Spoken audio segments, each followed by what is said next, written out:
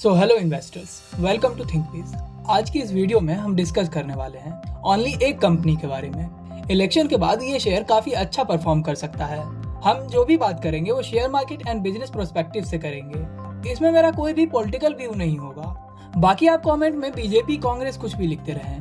देखिए, मार्केट के सामने बहुत सारे क्वेश्चंस हैं। कौन सी गवर्नमेंट आएगी और जो भी आएगी वो फुल मेजोरिटी से आएगी भी या नहीं। अब इन सब चीजों का पता तो 4 जून को चल ही जाएगा जब इलेक्शंस के रिजल्ट सामने आएंगे। तो ऐसी कौन सी कंपनी है जिस पे इलेक्शंस के बाद सबसे ज्यादा फोकस रहेगा। देखिए, इलेक्शंस के बाद या तो न्यू गवर्नमेंट बनेगी या सेम गवर्नमेंट दोबारा आएगी।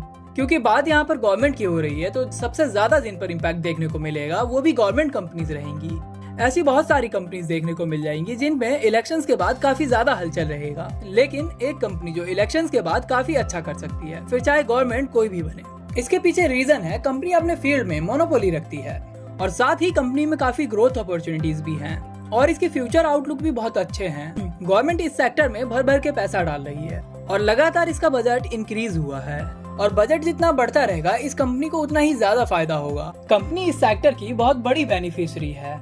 देखिए, किसी भी कंपनी के सिर्फ मोनोपोली होने से काम नहीं चलता, उसके साथ साथ कंपनी में growth opportunities, growth component and future के अच्छे प्रोस्पेक्ट भी होने चाहिए। कहीं ऐसा ना हो कि कंपनी के पास मोनोपोली तो हो लेकिन कंपनी के पास ग्रोथ अपॉर्चुनिटीज ना हो। लाइक कंपनी जिस सेक्टर में काम करती है उस पूरे सेक्टर की टोटल एड्रेसेबल मार्केट ही बहुत छोटी हो। देखिए, कंपनी जिस फील्ड में है उसमें ट्रेमेंडस ग्रोथ अपॉर्चुनिटीज हैं। उस सेक्टर की मार्केट काफी बड़ी है और धीरे धीरे और भी बड़ी होती जा रही है। जैसे जैसे काफी चीजों की इंपोर्ट पे बैन लग रहा है और मेकिंग इंडिया पे फोकस करके उन सभी चीजों की मैन्युफैक्चरिंग इंडिया में ही की जा रही है। अगर रूलिंग गवर्नमेंट आती है तो ये सेक्टर मेकिंग इंडिया के अंडर ग्रो करेगा और अगर कांग्रेस आती है तो ये सेक्टर स्वदेशी मैन्युफैक्चरिंग के अंडर ग्रो करेगा। यानी गवर्नमेंट कोई भी आए, इस सेक्टर को ग्रो करना ही है। देखिए, हम जिस सेक्टर की बात कर रहे हैं वो डिफेंस सेक्टर है और डिफेंस के बजट का एक बड़ा पोर्शन एयर फोर्स के लिए यूज होता है और हम जिस कंपनी की बात कर रहे हैं वो इसी से रिलेटेड है। डोंट वरी, नाम भी पता लग जाएगा। कंपनी एक स्ट्रेटेजिक रोल प्ले करती है इंडियन डिफेंस में। ये इंडिया की एक इकलौती ऐसी कंपनी है जिसे स्पेशलाइजेशन है एयरक्राफ्ट मैन्युफैक्चरिंग एंड उसकी मेंटेनेंस सर्विसेज की।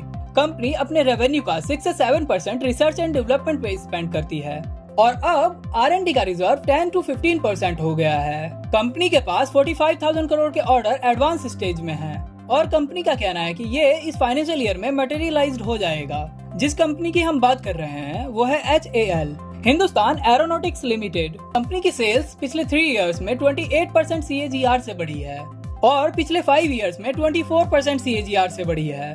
स्टॉक प्राइसेस पिछले 3 इयर्स में 99% CAGR से बढ़े हैं और पिछले 5 इयर्स में 65% CAGR से बढ़े हैं एंड 1 ईयर में 160% CAGR से बढ़े हैं। कंपनी के पास पॉजिटिव कैश फ्लो है।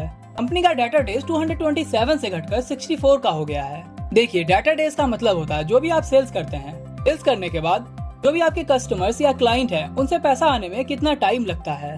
डेटा डेज जितना कम होता है कंपनी की एफिशिएंसी उतनी ज्यादा बढ़ जाती है।